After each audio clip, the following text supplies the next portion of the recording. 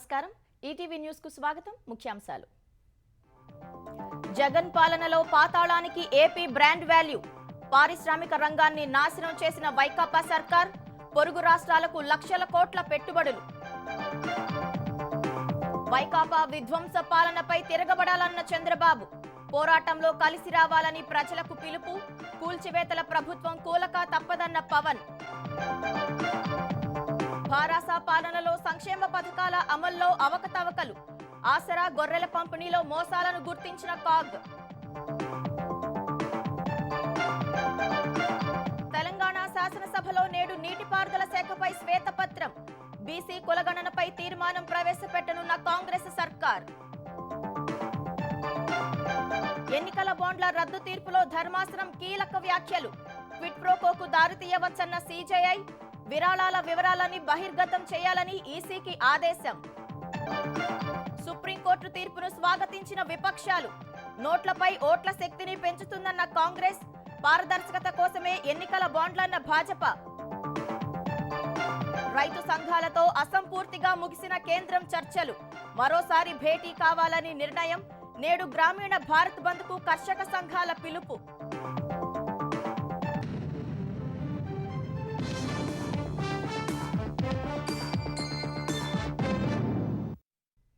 తెలంగాణ పేరు చెబితే pharma IT Tamil Nadu అంటే ఆటోమొబైల్ పరిశ్రమలు ఇలా ఒక్కో రాష్ట్రం ఒక్కో తరహా పరిశ్రమలకు ప్రసిద్ధి ఫార్చ్యూన్ 500 కంపెనీల్లో 400 కర్ణాటకలోనే ఉన్నాయి మహారాష్ట్ర గుజరాత్ గురించి ప్రత్యేకంగా చెప్పాల్సిన పని లేదు చివరకు బీహార్ సైతం పారిశ్రామికంగా వేగంగా అభివృద్ధి చెందుతుంది మరి ఆంధ్రప్రదేశ్కు ఏ ప్రత్యేకత ఉంది పరిశ్రమలో అధమస్థానం పారిశ్రామికవేత్తల్ని వేధించడంలో మొదటి స్థానం ఏపీ గురించి ఇవి తప్ప ప్రత్యేకించి ఏమీ చెప్పుకోలేని పరిస్థితికి జగన్ సర్కారు దిగజార్చింది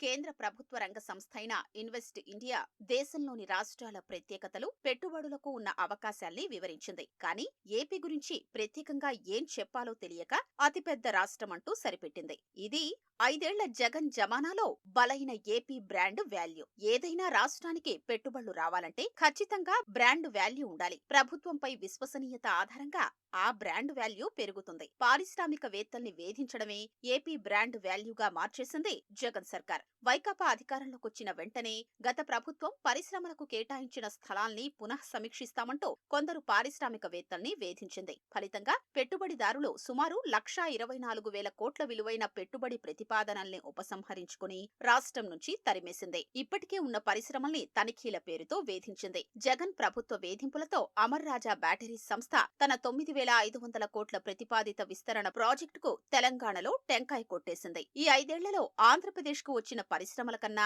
వెళ్లిపోయిన సంస్థలే ఎక్కువ జగన్ మాత్రం పెట్టుబడులు గణనీయంగా రాబట్టామంటూ పెట్టుబడిదారుల సదస్సుల్లో అసెంబ్లీ సమావేశాల్లో డప్పేసుకుంటున్నారు 2019 జూన్ నుంచి 2022 ఆగస్టు వరకు 46,280 కోట్ల రూపాయల పెట్టుబడులతో 99 భారీ కొత్త పరిశ్రమలు ఏర్పాటయ్యాయని మరో 55 భారీ పరిశ్రమలు వివిధ దశల్లో ఉన్నాయంటూ అసెంబ్లీలోనే అడ్డగోలు లెక్కలు చెప్పారు వాస్తవానికి వాటిలో అత్యధికంగా గత ప్రభుత్వ హయాంలో ఒప్పందాలు కుదుర్చుకుని నిర్మాణం ప్రారంభించినవి కానీ జగన్ సర్కార్ మాత్రం ఆ ఘనతనంతటినీ తమ ఖాతాలో వేసుకుంటోంది తెలుగుదేశం హయాంలో ఏటా సగటున 11,994 కోట్ల పెట్టుబడుల చొప్పున వస్తే వైకాపా సర్కార్ హయాంలో 12,702 కోట్లు వచ్చాయంటూ 2022 సెప్టెంబరు 20న అసెంబ్లీలో జగన్ వివరించారు వైకాపా 5 ఏళ్ల పాలనలో 311కు పైగా భారీ పరిశ్రమలు వచ్చాయంటూ 2023-24 వార్షిక బడ్జెట్ ప్రసంగంలో మంత్రి బుగ్గన రాజేంద్రనాథ్ రెడ్డి అసాధారణ లెక్కలు చెప్పుకొచ్చారు 2022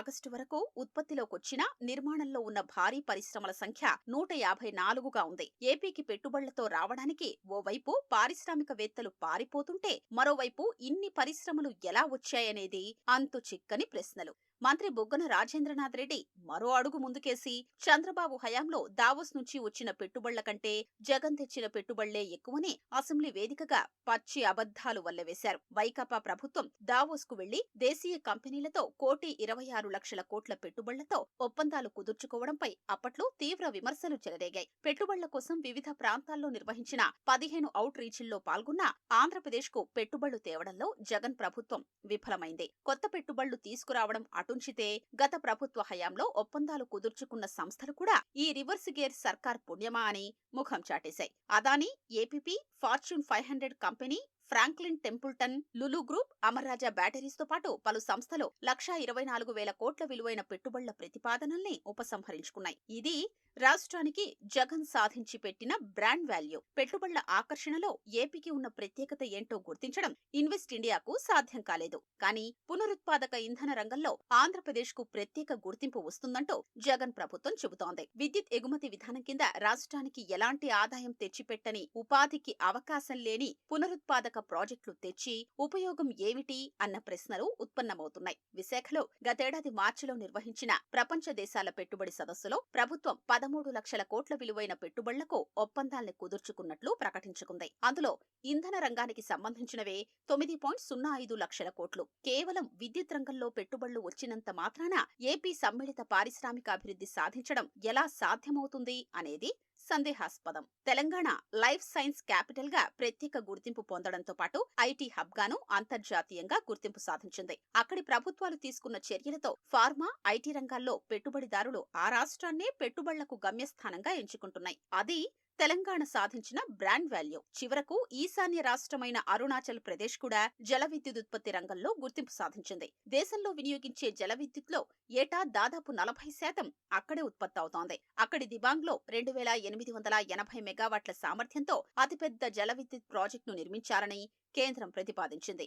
విస్తీర్ణంలో 5వ స్థానంలో ఉన్న ఏపీకి మాత్రం పెట్టుబడులు రావడం కలగా మారింది. పెట్టుబడుల ఆకర్షణలో ఇతర రాష్ట్రాలతో పోటీ పడలేక, ప్రత్యేక గుర్తింపు సాధించలేక చతికిలబడిపోయింది. 5 ఏళ్ల వైకాపా నరక పాలన నుంచి విముక్తి పొందడానికి తిరగబడతారో లేక బానిసలుగా మిగిలిపోతారో ప్రజలే తేల్చుకోవాలని తెలుగుదేశం అధినేత చంద్రబాబు పిలుపునిచ్చారు. ఎన్నికలకు మరో 54 రోజులే సమయం ఉన్నందున తాను, పవన్ కళ్యాణ్ తమ బాధ్యతగా పోరాడతామని, ఆంధ్రప్రదేశ్ భవిష్యత్తు ఆకాంక్షించే ప్రతి ఒక్కరూ దీంట్లో భాగస్వామ్యం కావాలని కోరారు. ప్రజల జీవితాలు చిన్నాభిన్నం చేసిన జగన్ కు ఎన్నికల్లో సమాధానం చెప్పి తీరుతామని జనసేన అధినేత పవన్ కళ్యాణ్ తేల్చి చెప్పారు. ఆంధ్రప్రదేశ్లో వైకాపా పాలనలో సభలు కూడా నిర్వహించే పరిస్థితి లేదని తెలుగుదేశం అధినేత చంద్రబాబు ధ్వజమెత్తారు. విజయవాడలో జరిగిన విధ్వంసం పుస్తకావిష్కరణ సభలో చంద్రబాబు, పవన్ కళ్యాణ్లు ఒకే వేదికను పంచుకున్నారు. పవన్ కళ్యాణ్ భీమవరం వెడతానంటే హెలికాప్టర్ కు అనుమతి ఇవ్వలేదని, తాను పర్చూర్లో సభ పెట్టుకుంటే అడ్డంకులు సృష్టిస్తున్నారని మండిపడ్డారు. ఆంధ్రప్రదేశ్ రాజకీయాలపై సీనియర్ జర్నలిస్టు ఆలపాటి సురేష్ కుమార్ రాసిన విధ్వంసం పుస్తకాన్ని చంద్రబాబు ఆవిష్కరించి తొలి ప్రతిని పవన్ కళ్యాణ్ కు అందజేశారు. వైకాపా ప్రభుత్వం వచ్చాక రాష్ట్రంలో జరిగిన విధ్వంసం సహా మొత్తం 185 అంశాల వివరాలతో పుస్తకాన్ని రూపొందించారు. 5 ఏళ్ల నరకంపై రాసిన విధ్వంసం పుస్తకంపై వచ్చే 54 రోజులు ఇంటింటా చర్చ జరిగి ప్రజల్లో చైతన్యం తీసుకురావాలని పిలుపునిచ్చారు. 2 లక్షల కోట్ల ఆదాయాన్నిచ్చే రాజధాని అమరావతిని విధ్వంసం చేసి ఇప్పుడు 4వ రాజధాని హైదరాబాద్ అంటున్న వైకాపా నేతలకు సిగ్గులేదా అని చంద్రబాబు ప్రశ్నించారు. చొక్కా మడత పెడతానంటూ జగన్ చేసిన వ్యాఖ్యలకు తాము కుర్చీలు మడత పెడతామంటూ మాస్ వార్నింగ్ ఇచ్చారు. దేశ చరిత్రలో తొలిసారి పాలనపై విధ్వంసం అనే పుస్తకం రావడం 40 సంవత్సరాలుగా మొట్టమొదటిసారిగా నేను చూస్తున్నాను. చొక్కా చేతులు మడత పెడతాడంట. నువ్వు మీ వైసీపీ కార్యకర్తలు చొక్కాలు మడత పెడితే మా టీడీపీ కార్యకర్తలు, జన సైనికులు, ప్రజలు కుర్చీలు మడత పెడతారు. అందరూ కుర్చీలు మడత పెడితే ఏమవుతుందో తెలుసా? జగన్ రెడ్డి నీ కుర్చీ లేకుండా పోతుంది. కబద్దార్, జాగ్రత్తగా ఉండమని మరొకసారి ఈ సభ ద్వారా హెచ్చరిస్తున్నా. కూల్చివేతలతో మొదలైన ప్రభుత్వం కూలక తప్పదని జనసేనాని పవన్ కళ్యాణ్ హెచ్చరించారు. కొంతమంది వాలంటీర్ల వల్ల వ్యవస్థకు చెడ్డ పేరు వస్తోందని, తాను అన్న మాటలకు కట్టుబడి ఉన్నట్లు స్పష్టం చేశారు. విధ్వంసంతో మొదలైంది ప్రభుత్వం, కూల్చివేతలతో మొదలైంది ప్రభుత్వం, ప్రజాస్వామ్య విలువల్ని తాకట్టు పెట్టింది ప్రభుత్వం. కూల్చివేతలతో మొదలైన ప్రభుత్వం కూలిపోతుంది. వైసీపీ వ్యతిరేక ఓటుని చీలనివ్వను అన్న ఒక్క వాక్యానికి, ఎందుకు ఆ మాట అన్నాను అనడానికి ఈ పుస్తకమే నిదర్శనం. వీరి దాష్టీకానికి అసలు మనం తట్టుకోగలమా అనిపించేది. ఇలాంటి ప్రతి చోట ప్రతి ఒక్కరూ అనుభవించిన బాధని ఈయన ఇన్ని 700 పేజీలు పైచిలుకున్న ఈ పుస్తకంలో ప్రతి సంఘటనని చాలా ఉదహరించారు. జగన్ కు ముఖ్యమంత్రి పదవి పోయాక విధ్వంసం పుస్తకం చదివితే తానెన్ని పాపాలు చేశాడో గ్రహిస్తాడని సిపిఐ రాష్ట్ర కార్యదర్శి రామకృష్ణ విమర్శించారు. విధ్వంసం పుస్తకావిష్కరణ సభకు విశాలాంధ్ర దినపత్రిక సంపాదకులు ఆర్వి రామారావు అధ్యక్షత వహించారు. అమరావతి మహిళా రైతులకు విధ్వంసం పుస్తకాన్ని రచయిత అంకితమిచ్చారు. ఆంధ్రప్రదేశ్లో శాంతి భద్రతలు పూర్తిగా గాడి తప్పాయంటూ తెలుగుదేశం నేతలు గవర్నర్ అబ్దుల్ నజీర్కు ఫిర్యాదు చేశారు. హింసను ప్రేరేపిస్తూ నేరస్తులకు వైకాపా నాయకులు దన్ను కాస్తున్నారని ఫిర్యాదులో పేర్కొన్నారు. పోలీసు వ్యవస్థను ఉపయోగించుకుంటూ ప్రతిపక్షాలు ప్రశ్నించకుండా గొంతు నొక్కుతున్నారని ఆరోపించారు. శేషాచలం అడవుల్లోనే దొరికే అరుదైన ఎర్రచందనాన్ని జగన్ ప్రభుత్వమే స్మగ్లర్లతో సంబంధాలు పెట్టుకుని మాఫియాను ప్రేరేపిస్తోందని మండిపడ్డారు. స్మగ్లర్లను అడ్డుకున్న అన్నమయ్య జిల్లా చిన్నపల్లె గ్రామానికి చెందిన ఏఆర్ కానిస్టేబుల్ గణేష్ ను కారుతో గుద్ది చంపారని గుర్తు చేశారు. ఎర్రచందనం స్మగ్లర్ అయిన విజయానందరెడ్డిని ఏపీఎస్ఆర్టీసీ వైస్ చైర్మన్ గా నియమించడమే కాకుండా రానున్న సార్వత్రిక ఎన్నికల్లో చిత్తూరు నుంచి బరిలోకి దింపేందుకు అధికార పార్టీ ఆలోచిస్తుందని గవర్నర్కు తెలిపారు. శాసనసభలో బీసీ కులగణనపై ఇవాళ తెలంగాణ ప్రభుత్వం తీర్మానం చేయనుంది. ఈ మేరకు నేటి అజెండాలో ప్రభుత్వం తీర్మానాన్ని పొందుపరిచింది. ఎన్నికల్లో హామీ మేరకు బీసీ కులగణన చేపట్టాలని కాంగ్రెస్ సర్కారు నిర్ణయించగా దానికి అనుగుణంగా ఇటీవలి కేబినెట్ ఆమోదముద్ర వేసింది. బీసీ సంక్షేమ శాఖ మంత్రి పొన్నం ప్రభాకర్ ఇవాళ అసెంబ్లీలో తీర్మానాన్ని ప్రవేశపెట్టనున్నారు. మరోవైపు మంత్రి ఉత్తమ్ కుమార్ రెడ్డి నీటిపారుదల శాఖకు సంబంధించి శ్వేతపత్రాన్ని అసెంబ్లీలో ప్రవేశపెట్టనున్నారు. అనంతరం రాష్ట్ర నీటిపారుదల రంగం శ్వేతపత్రంపై శాసనసభలో స్వల్పకాలిక చర్చ జరగనుంది. తెలంగాణలో 5 ఏళ్లు తమ ప్రభుత్వానికి ఢోకా లేదని కాంగ్రెస్ ఎమ్మెల్యే కోమటిరెడ్డి రాజగోపాల్ రెడ్డి స్పష్టం చేశారు. ఎంపీ ఎన్నికల్లో భారాస ఒంటరిగా పోటీ చేస్తే ఒక్క ఎంపీ సీటైనా గెలవదని ఎద్దేవా చేసిన రాజగోపాల్ భాజపాతో కలిస్తే ఇద్దరూ మునుగుతారని వెల్లడించారు. అధ్యక్ష పగ్గాలు హరీష్ కిస్తేనే భారాస బతుకుతుందన్న రాజగోపాల్ రెడ్డి కేటీఆర్ అధ్యక్షుడైతే గులాబీ పార్టీ ఖాళీ అవటం ఖాయమన్నారు. అధికారంలో ఉన్న వారికే ఎంఐఎం మద్దతు ఉంటుందని, వారితో కలిపి తమ బలం 72 సీట్లకు చేరిందని వివరించారు. భువనగిరి నుంచి బీసీకి టికెట్ ఇస్తే గెలిపించే బాధ్యత తనదని రాజగోపాల్ రెడ్డి వెల్లడించారు. ఆదాయానికి మించిన ఆస్తుల కేసులో హెచ్ఎండిఏ మాజీ డైరెక్టర్ శివబాలకృష్ణతో పాటు అరెస్ట్ అయిన అతని సోదరుడు శివనవీన్ కు నాంపల్లి కోర్టు బెయిల్ నిరాకరించింది. చెంచల్గూడ జైలులో రిమాండ్ ఖైదీగా ఉన్న శివనవీన్ బెయిల్ కోసం నాంపల్లి ఏసీబీ కోర్టును ఆశ్రయించాడు. నిందితుడికి బెయిల్ మంజూరు చేయవద్దని అవినీతి నిరోధక శాఖ కౌంటర్ దాఖలు చేసింది. ప్రస్తుతం కేసు దర్యాప్తు దశలో ఉందని, శివనవీన్ నుంచి కీలకమైన సమాచారం రాబట్టాల్సి ఉందని ఏసీబీ తరపు న్యాయవాది వాదించారు. అరెస్టు చేసిన సమయంలో తనని విచారించారని శివనవీన్ తరపు న్యాయవాదులు కోర్టుకు తెలిపారు. ఇరుపక్షాల వాదనలు విన్న కోర్టు శివనవీన్ బెయిల్ పిటిషన్ను తిరస్కరించింది. మరోవైపు శివబాలకృష్ణ బినామీలపై అవినీతి నిరోధక శాఖ ప్రత్యేక దృష్టిని సారించి దర్యాప్తు చేస్తుంది. శివబాలకృష్ణకు బినామీలుగా ఉన్న సత్యనారాయణమూర్తి, బంధువు భరత్లను అధికారులు ప్రధాన కార్యాలయానికి పిలిచి విచారించారు. అనంతరం వారి వాంగ్మూలాలను రికార్డు చేశారు. రాజకీయ పార్టీలకు విరాళాలు ఇచ్చేందుకు కేంద్ర ప్రభుత్వం ప్రవేశపెట్టిన ఎన్నికల బాండ్ల పథకాన్ని రద్దు చేసిన సుప్రీంకోర్టు తీర్పులో పలు కీలక వ్యాఖ్యలు చేసింది. ఒక రాజకీయ పార్టీకి ఇచ్చే విరాళం క్విడ్ ప్రోకోకు దారి తీయడానికి అవకాశం ఎక్కువని సుప్రీంకోర్టు ప్రధాన న్యాయమూర్తి జస్టిస్ డివై చంద్రచూడ్ పేర్కొన్నారు. ఎన్నికల బాండ్లు రాజ్యాంగ విరుద్ధమని సంచలన తీర్పునిచ్చిన సుప్రీంకోర్టు 5 సభ్యుల ధర్మాసనం ప్రజాస్వామ్యం, వాక్ స్వాతంత్ర్యం, భావ ప్రకటన స్వేచ్ఛలపై కీలక వ్యాఖ్యలు చేసింది. ఎన్నికైన ప్రజాప్రతినిధులు తమను ఎన్నుకున్న వారికి స్పందిస్తారు కాబట్టే ప్రజాస్వామ్య మనుగడ సాధ్యమవుతుందని పేర్కొంది. ప్రజల బాధలను ప్రజాప్రతినిధులు వినకపోతే మనం ప్రజాస్వామ్యంలో ఉండేవాళ్లమా అని ప్రశ్నించింది. క్విడ్ ప్రోకో ఒప్పందాల ద్వారా కంపెనీలు రాజకీయ పార్టీలకు అంతులేని విరాళాలు ఇస్తూ పోతే ఎన్నికైన ప్రజాప్రతినిధులు ప్రజలకు స్పందిస్తారా అని పేర్కొంది. కంపెనీల చట్టంలోని సెక్షన్ 182 ఉన్నదే రాజకీయ విరాళాల్లో అవినీతిని నిర్మూలించడానికి. ఆ సెక్షన్కు చేసిన సవరణ కార్పొరేట్ సంస్థలు రాజకీయ పార్టీలకు అంతులేని విరాళాలిచ్చి ఎన్నికల ప్రక్రియను ప్రభావితం చేసేందుకు వీలు కల్పిస్తోందని వ్యాఖ్యానించింది. ఇది రాజకీయ సమానత్వ హక్కుకు విరుద్ధమని సీజీఐ జస్టిస్ డివై చంద్రచూడ్ నేతృత్వంలోని 5 సభ్యుల రాజ్యాంగ ధర్మాసనం పేర్కొంది. రాజ్యాంగ పీఠికలో భారత్ను ప్రజాస్వామ్య గణతంత్ర దేశంగా పేర్కొన్నారని తెలిపింది. ప్రజాస్వామ్యంలో పౌరులందరికీ రాజకీయ సమానత్వం ఉంటుందని, ప్రతి ఒక్కరి ఓటు విలువ సమానమేనని వ్యాఖ్యానించింది. ప్రజాస్వామ్యం అన్నది ఎన్నికలతో మొదలై ఎన్నికలతో అంతం కాదని వివరించింది. ప్రజాప్రతినిధుల ద్వారా తమ అభిప్రాయాలను వ్యక్తం చేసే అవకాశాన్ని పార్లమెంటరీ ప్రజాస్వామ్యం ప్రజలకు కల్పిస్తోందని పేర్కొంది. ప్రజాస్వామ్యయుత ప్రభుత్వాన్ని నెలకొల్పడానికి నిబద్ధతతో కూడిన ఎన్నికల ప్రక్రియ చాలా ముఖ్యమని తెలిపింది. ప్రజాస్వామ్యం మనుగడ సాగించడానికి స్వేచ్ఛగా, న్యాయంగా ఎన్నికలు నిర్వహించడం చాలా ముఖ్యమన్న విషయాన్ని కోర్టు నిరంతరం చెబుతూ వస్తోందని పేర్కొంది. వ్యక్తుల కంటే కంపెనీలు చాలా శక్తివంతమైనవని వ్యాఖ్యానించింది. రాజకీయ విరాళాల ద్వారా ఎన్నికల ప్రక్రియను ప్రభావితం చేసే శక్తి ఒక వ్యక్తి కంటే కంపెనీకి చాలా ఎక్కువ ఉంటుందని తెలిపింది.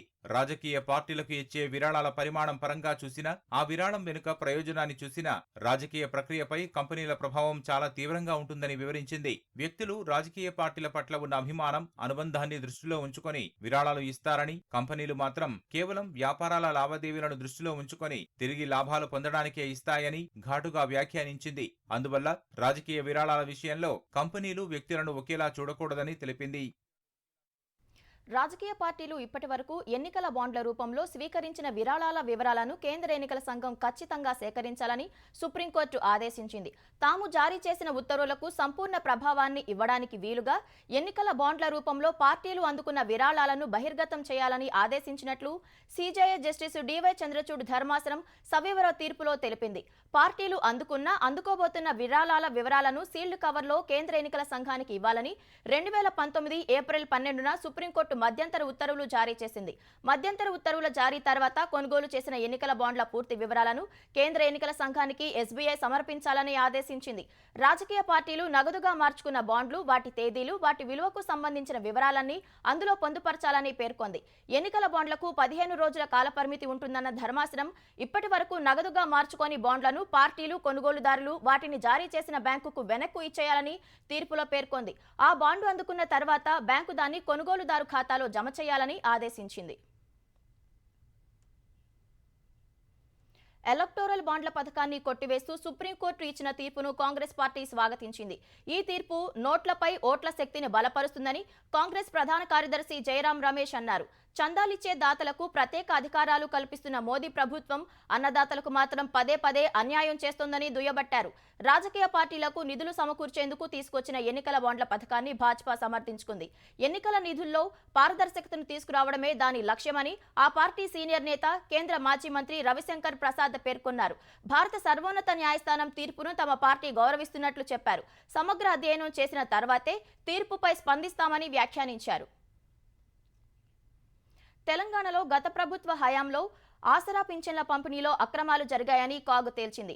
అనర్హులకు పింఛన్లు అందించడంతో పాటు మృతి చెందిన వాళ్ల పేరిట కూడా డబ్బులు మంజూరైనట్లు ఆడిట్లో తేలింది. ఆసరా పింఛన్ల పంపిణీలో 2018 ఏప్రిల్ నుంచి 2021 మార్చి వరకు చేసిన తనిఖీలో లోపాలను కాగ్ గుర్తించింది.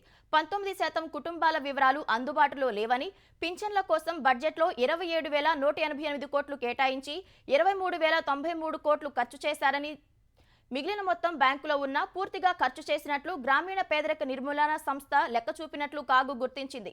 2 పడక గదుల ఇళ్ల కోసం తీసుకున్న రుణాలను కూడా దారి మళ్లించారని ఆక్షేపించింది. లబ్ధిదారుల జాబితా ఖరారు చేయక కేంద్రం నిధుల్ని కోల్పోవాల్సి వచ్చిందని పేర్కొంది. జీహెచ్ఎంసీ మంజూరు చేసిన 1,00,000 ఇళ్లలో 48,178 ఇళ్ల నిర్మాణం పూర్తయిందని, మరో 45,735 వివిధ దశల్లో ఉన్నాయని పేర్కొంది. 6 ఏళ్లు గడిచినప్పటికీ లక్ష్యంలో 50% కంటే తక్కువ పూర్తయ్యాయని తెలిపింది. గొర్రెల పంపిణీ పథకం అమల్లో మోసాలు జరిగినట్లు తెలిపిన కాగ్ 7 జిల్లాల్లో మచ్చుకు తనిఖీ చేయగా 253.93 కోట్ల మేర సందేహాస్పద లావాదేవీలతో పాటు తీవ్ర లోపాలను గమనించినట్లు పేర్కొంది. హైదరాబాద్ మెట్రో రైలు నిర్మాణంపై కాగ్ కీలక విషయాలను వెల్లడించింది. మెట్రో రైలు స్టేషన్లు, పార్కింగ్ ప్రదేశాలను ఒప్పందాల మేరకు అభివృద్ధి చేయలేదని తేల్చింది. ఫలితంగా రాయితీ సంస్థ కోట్లాది రూపాయలు అనుచిత లబ్ధి పొందిందని పేర్కొంది. మెట్రో మార్గాల ఖరారులో జాప్యం కారణంగా వ్యయం కూడా భారీగా పెరిగేందుకు దారితీసిందని కాగ్ తన నివేదికలో స్పష్టం చేసింది. మెట్రో కారిడార్లో జాప్యం, భూమి, ఆస్తుల సేకరణలో జాప్యం కారణంగా ప్రాజెక్టు కార్యకలాపాల్లో ఆలస్యమైందని, ఫలితంగా ప్రాజెక్టు వ్యయం పెరగడానికి దారితీసినట్లు స్పష్టం చేసింది. మెట్రో రైల్ స్టేషన్లు, పార్కింగ్ ప్రదేశాలను ఒప్పందం మేరకు ఎల్ఎన్టీ హైదరాబాద్ మెట్రో రైల్ సంస్థ అభివృద్ధి చేయలేదని నివేదికలో పేర్కొంది. ఫలితంగా సదరు సంస్థ 227.19 కోట్ల రూపాయల అనుచిత లబ్ధి పొందిందని కాగ్ వెల్లడించింది. కాస్టింగ్ యార్డుల అద్దెల దగ్గర నుంచి పలు అంశాల్లో సదరు సంస్థకు లబ్ధి చేకూరేలా అప్పటి సర్కారు నిర్ణయాలు తీసుకుందని తెలిపింది. హైదరాబాద్ హజ్ హౌస్ సమీపంలోని స్థలంలో వక్ఫ్ బోర్డు 10 కోట్ల వ్యయంతో నిర్మించిన వాణిజ్య భవనం నిర్మాణం పూర్తయి 7 ఏళ్లు అయినప్పటికీ నిరుపయోగంగా ఉందని కాగ్ తెలిపింది. రాజధాని ఫైల్స్ సినిమా విడుదలను నేటి వరకు నిలిపివేస్తూ ఆంధ్రప్రదేశ్ హైకోర్టు ఆదేశాలు జారీ చేసింది. రాజధాని ఫైల్స్ సినిమాపై వైకాపా ప్రధాన కార్యదర్శి లేళ్ల అప్పిరెడ్డి దాఖలు చేసిన పిటిషన్పై విచారణ జరిపిన హైకోర్టు ఈ మేరకు మధ్యంతర ఉత్తర్వులు జారీ చేసింది. రాజధాని ఫైల్స్ సినిమాలో సీఎం జగన్, కొడాలి నానిని పోలిన పాత్రలు ఉన్నాయని, వారిని కించపరిచే విధంగా చిత్రీకరించారని పిటిషనర్ న్యాయవాది కోర్టుకు తెలిపారు. వాదనలు విన్న న్యాయస్థానం నేటి వరకు సినిమా విడుదలను నిలుపుదల చేసింది. సినిమా రికార్డ్స్ ను తమ ముందు ఉంచాలని ఆదేశించింది. హైకోర్టు ఆదేశాలు జారీ చేసిన వెంటనే ఆర్డర్ కాపీ రాకముందే జగన్ సర్కార్ ఆగమేఘాలపై అధికారులను రంగంలోకి దించి సినిమా ప్రదర్శన నిలిపివేయించింది. పోలీసులు, రెవెన్యూ సిబ్బంది ఆంధ్రప్రదేశ్ వ్యాప్తంగా సినిమా ప్రదర్శిస్తోన్న థియేటర్లకు వెళ్లి ప్రదర్శనను అర్ధాంతరంగా ఆపేశారు. డబ్బు చెల్లించి టికెట్లు కొన్నందున సినిమా పూర్తిగా చూసేందుకు అవకాశం ఇవ్వాలని ప్రేక్షకులు కోరినా పట్టించుకోలేదు. హైకోర్టు స్టే ఆర్డర్ కాపీ చూపించాలని కొందరు ప్రేక్షకులు నిలదీయగా వాగ్వాదం చోటు చేసుకుంది. విజయవాడలో ఏర్పాటు చేసిన ఆంధ్రప్రదేశ్లోని రెండో అతిపెద్ద జాతీయ జెండాను గవర్నర్ అబ్దుల్ నజీర్ ఆవిష్కరించనున్నారు. 150 అడుగుల ఎత్తున్న జాతీయ జెండాను 1.5 ఎకరంలో 60 లక్షల వ్యయంతో నిర్మించారు. నగరంలోని 31వ వార్డు విష్ణుప్రియ నగర్లో జాతీయ జెండాను ఏర్పాటు చేశారు. కార్యక్రమానికి కలెక్టర్ ఢిల్లీరావు, ప్రభుత్వ విప్ సామినేని ఉదయభాను హాజరు కానున్నారు. రైతు సంఘాలతో కేంద్రం జరిపిన 3వ విడత చర్చలు అర్ధరాత్రి తర్వాత ముగిశాయి. డిమాండ్లపై ఏకాభిప్రాయం సాధించడానికి మరోసారి సమావేశం కావాలని ఇరు వర్గాలు నిర్ణయించాయని కేంద్ర వ్యవసాయ శాఖ మంత్రి అర్జున్ ముండా తెలిపారు.